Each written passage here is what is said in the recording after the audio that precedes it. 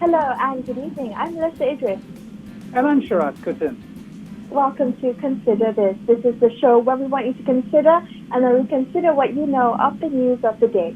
Tonight we'll take a closer look at the Comprehensive and Progressive Agreement for Trans-Pacific Partnership, or better known as Cptpp. Now, the Ministry of International Trade and Industry say that it's currently waiting for a clear mandate from the Cabinet on ratifying the agreement, a decision on which has become more pressing as policymakers and businesses look to strategize economic recovery, particularly in the context of the ongoing pandemic. Our guest tonight will help us think through the opportunities and also the trade-offs that come with the Cptpp. Our first guest tonight is Dr. Zita Muhammad. She's an Indo-Pacific Fellow with Perth U.S. Asia Center at the University of Western Australia. Julissa, good evening. Thank you for being on the show tonight. Now, what are the expected benefits to Malaysia from the Cptpp? I'm just wondering what the case for ratification is. So, as a member, Malaysia would gain access to member countries, which we do not have any free trade agreements with presently. For existing trade partners like Vietnam and also Singapore from within ASEAN, market access to goods and services will be supported by even lower tariff rates and even lower non-tariff barriers, which will lead to lower prices of exported goods into member countries. And this again would make Malaysian products relatively competitive. So with China wanting to join Cptpp and interest countries like Thailand, Taiwan, and even the UK as potential trade partners in Cptpp, this will make the trade bloc not only one of the biggest, but also one of the most advanced trade bloc out there. So again, as a small open economy, being a part of Cptpp will attract more FDI inflow into Malaysia, as market access will be bigger and will be wider beyond the Malaysian border. So this will also lead to job creation, hopefully, for skilled workers, as this is lacking in Malaysia right now. So as Malaysia aims to become a high-income country and a developed country within the next decade, I believe Cptpp can be used as a platform to restructure our industries, to empower our labor force, and also to protect our environment, as highlighted by the discipline chapters of the agreement.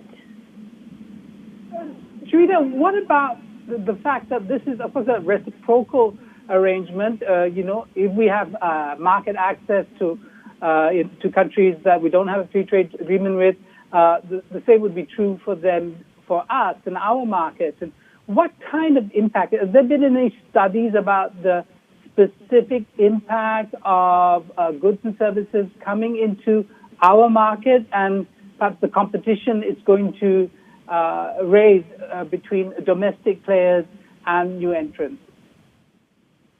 Well, when I was in ISIS a few years ago, we did do a study on Malaysia. Like it was a national interest analysis on Malaysia joining the TPP at that time. And on balance, when we look at the economic pillar, the social pillar, and also the political pillar, on balance, Malaysia would gain more.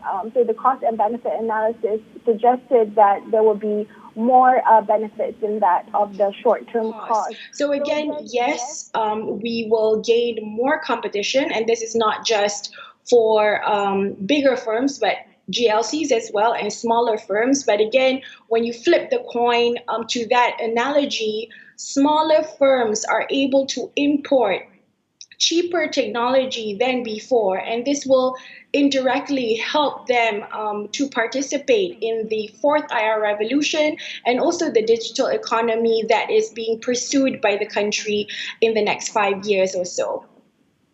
Julissa, can we take a quick look at the historical comparison? I'm just wondering how different this current iteration of the Cptpp is in comparison to the TPP agreement of the Obama era. Are we still are the contentious issues of the TPPA, are they still the same contentious issues under the Cptpp?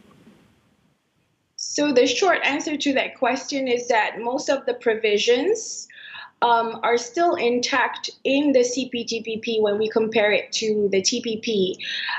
Nevertheless, 22 provisions of the TPP, which was actually championed by the US but not really supported by other member countries, are now suspended because the US has pulled out from the Cptpp. So one of these provisions is related to intellectual property, like the grandfathering of patents and longer copyright terms, which are again all suspended in Cptpp. So there are also modifications made on provisions that are related to the investment chapter, the labor chapter, and also the environment chapter. So if the US were to join Cptpp in the future, these provisions will be unsuspended. Juwita, for the general public, what do you think they should focus on? The ideological claims of free traders, or the skepticism of those who think that globalization will come with a far too heavy cost? Well, I believe that in the long run, welfare gains for Malaysia will exceed the adjustment costs in the short to medium term. What I want to highlight here is that the next generation of free trade agreements will be at this level of international standards, whereby not only trade chapters are going to be negotiated, but also non-traditional trade chapters are also going to be included, like, again, the labor chapter, the ISDS chapter, and even, chapters on environment and also the state-owned enterprises.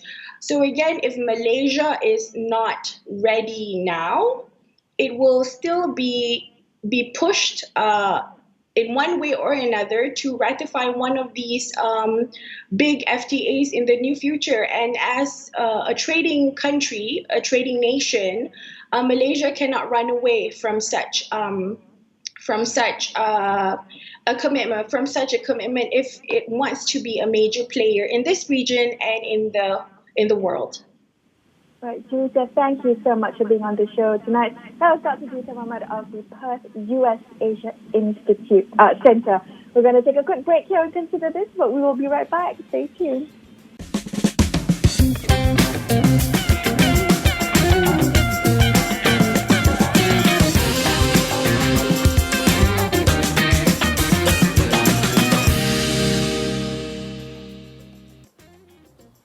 Hello, welcome back to Consider This. I'm Melissa Idris. With me is Sharad Kuttan. If you've just joined us, we're discussing the considerations around ratifying the Comprehensive and Progressive Agreement for Trans-Pacific Partnership, or better known as Cptpp. Joining us now is former Deputy Minister of International Trade and Industry, also the DAP Member of Parliament for Bangi, Dr. Ong Kian Ning. Kian Ning, welcome to the show. Thank you for joining us tonight. I'm sure you've heard of all the arguments for and against ratification of the Cptpp. I'm just wondering where you stand on the debate, Kian Ning. Are you an advocate for ratification? I am an advocate for ratification, but I think we need to contextualize the discussion vis-a-vis the latest applications from the UK, China, and most recently Taiwan on formally applying to join the Cptpp. I think we should welcome those moves, welcome all countries that want to join this trade agreement, this high-quality trade agreement. But I think on the part of Malaysia, we need to be able to explain to the public and to MPs the different laws that have to be amended and why these would bring about positive benefits to the country. And the ways in which the implementation of these laws would be net positive from a domestic, regulation standpoint. So, for example, we've heard of a lot of these kinds of labor abuses by companies that are exporting their goods to the United States, for example.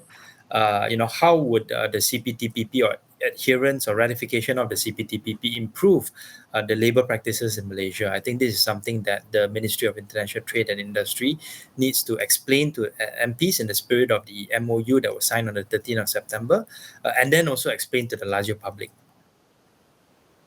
Kian, how do we understand the relationship between RCEP and CPTPP? Is this a question of, looking at the Venn diagrams that are produced, kind of an overlap situation? Is that more confusion? Is there coherence? How should we think about that? I think both are helpful in terms of FTAs that will help Malaysia find new markets and also find new FDI inflows to the country, and also help Malaysian companies invest in these partner countries. But the simple way of thinking about it from the perspective of your audience is to say that RCEP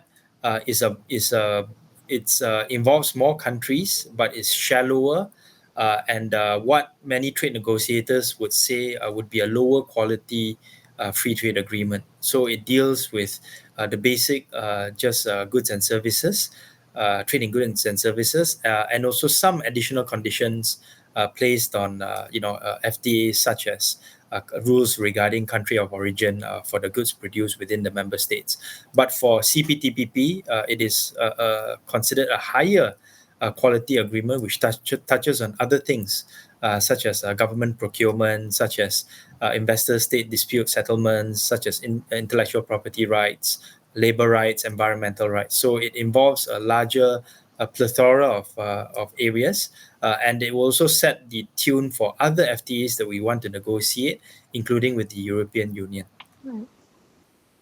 So we've been hearing that a lot, right? This is a gold standard of free trade agreements. This is the higher quality of FTAs. I'm just wondering, Kian Ming, you mentioned a bit earlier that at the end, you reckon there will be a net positive effect, but that suggests that there will be trade-offs to be made. And I'm wondering what those, which trade-offs you find particularly challenging in trying to overcome as an obstacle to getting the CPTPP ratified. Yep. So, for example, companies, whether it's Malaysian companies or foreign multinationals that have their base operations in Malaysia, would benefit from expanded markets. They would also benefit from additional FDI that may come into the country that would contribute to their supply chain. But there may be some losers in the sense that there may be some domestic producers of some of these goods and services that may not be as competitive. So we need MITI to be able to tell us what some of these trade-offs are, and to explain to the Malaysian public what are the steps that MITI and other parts of government will take, for example, to retrain or reskill workers that have lost their jobs as a result of these FTAs, especially if, let's say, they can be retrained and reskilled to companies and sectors that will gain jobs as a result of these increased access to these markets. Over the TPP, we saw a lot of rancor, and some of the banners that were raised included sovereignty. How do you think about that issue, especially since it's such it's a political hot potato and one that riles people up, regardless of how deep their understanding of the issue is? I think MITI needs to do a much better job in terms of explaining to the public what some of the criticisms have been, let's say with regards to investor-state dispute settlements, and to explain to the people that some of these fears are actually overblown. So let me just give you a very simple example. The example that many critics of FTAs would say that these ISDS agreements, or chapters allow foreign companies to sue the Malaysian government over certain domestic policy considerations that we put in place. But if you look at some of the domestic policy implementation that has been done by the Malaysian government that have led to foreign chambers like the Japanese chambers and the German chambers expressly writing letters saying that they object strongly to government policies, and yet they do not encourage, or nor do we see these firms suing the Malaysian government for some of these, breach of SOPs, U-turn on SOPs. I think this clearly shows that, this kind of fear of MNC suing the Malaysian government are overblown, because they want to be in Malaysia for long term. I don't think they will want to, have this kind of negative relationship with the Malaysian government by suing the Malaysian government over certain things which I think are well within the domestic laws and regulations. Kim, can I ask you, how much of an obstacle, potential obstacle, do you think the ministry, MITI, might be to, getting the buy-in of the public, whether the communication has been prioritized, and whether the personalities championing the Cptpp, such as Azmin Ali, might be a potential obstacle to getting public buy-in or an appetite for the Cptpp ratification? Yeah, I respect the civil servants and the top management of MITI for their professional attitude in doing a lot of things, including FTA negotiations. I would like them to actually explain these policy issues at a more in-depth level to MPs. But I cannot deny the fact that the personality and the sort of like animosity, perhaps, of some of my colleagues towards the minister at MITI could be one of the challenges that MITI would face. And I think it really is incumbent upon the minister, Azmin Ali, to try to gain the trust of the MPs, perhaps even of some within his own party, that what he is saying on behalf of the ministry is something that we can take at face value, and and hopefully he can be subject to greater scrutiny and questioning from the MPs. All right, thank you so much for joining us on the show tonight. That was Bangi MP on Ken Ming. We're going to take a quick break here and consider this more on the Cptpp after this. Stay tuned.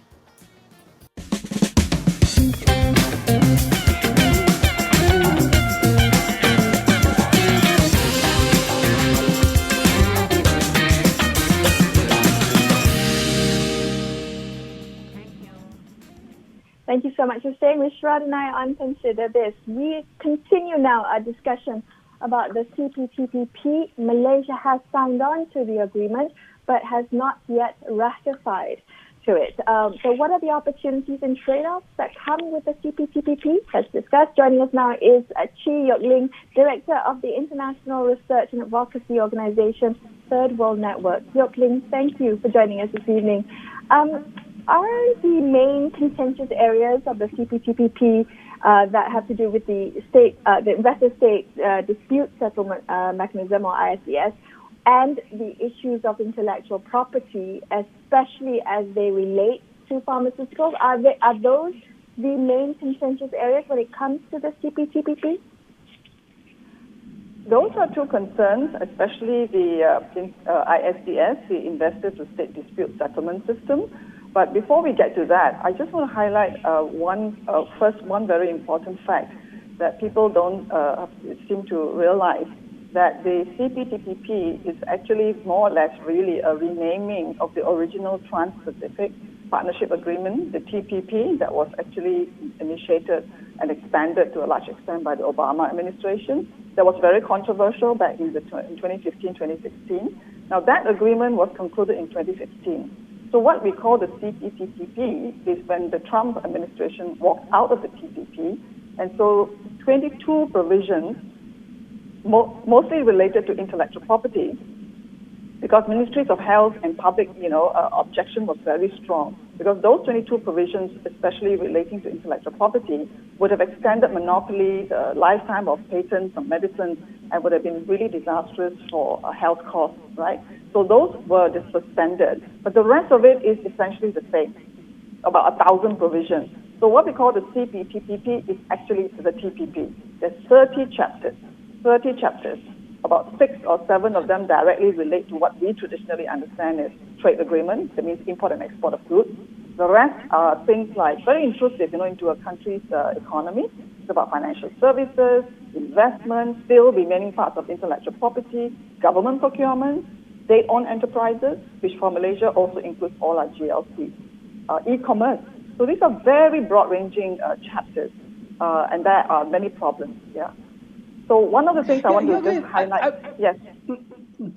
So let me just, if I could just jump in there and ask you, are there any non-trade chapters that are actually good, that might be viewed by, you know, the sort of progressive activists as enabling, say, for instance, better labor standards or environmental protection? Is that something that's there too, or has that disappeared along with Trump?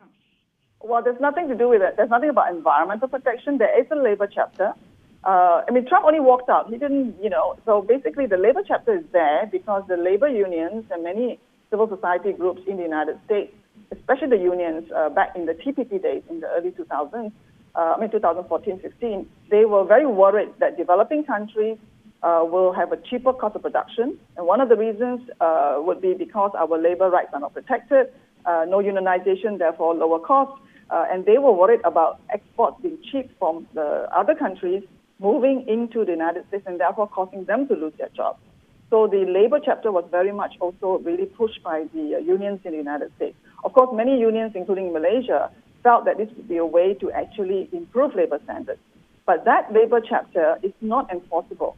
There are a number of chapters like SMEs, development of SMEs, cooperation, capacity building, all those, and the labor chapter. If nobody complies among the Cptpp parties, you can't enforce it. It's not enforceable.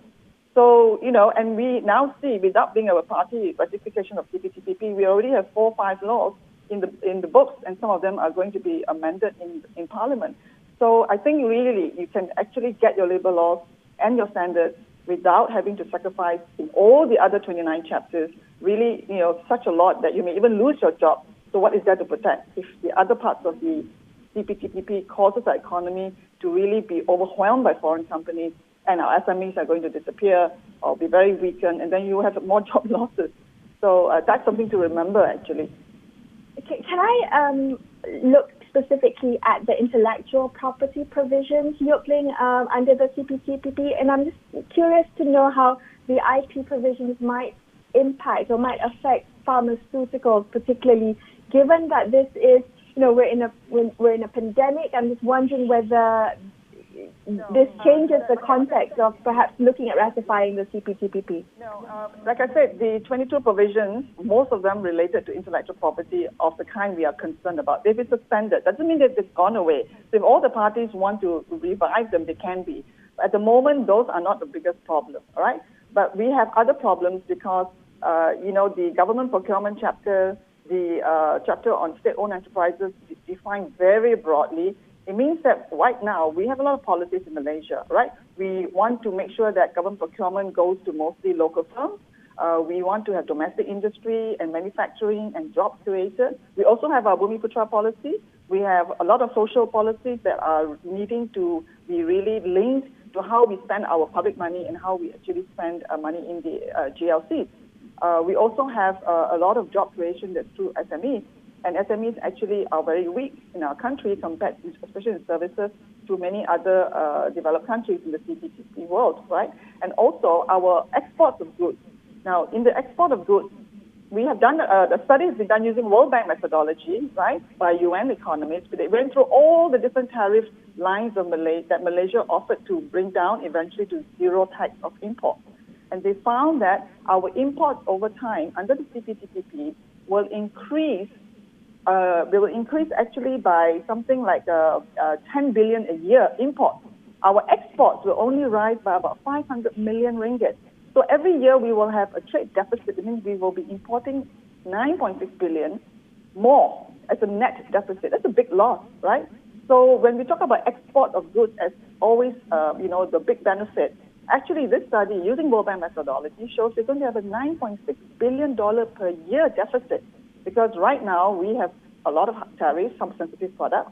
Japan, Australia, New Zealand, you know, and Japan and Korea, they have very low tariffs or zero. Because Malaysia, as part of ASEAN, already have agreements with those developed countries in Cptpp. So the biggest claim to the benefit of Cptpp, which is export, is actually not going to be beneficial. We will be importing more. Our farmers will be affected.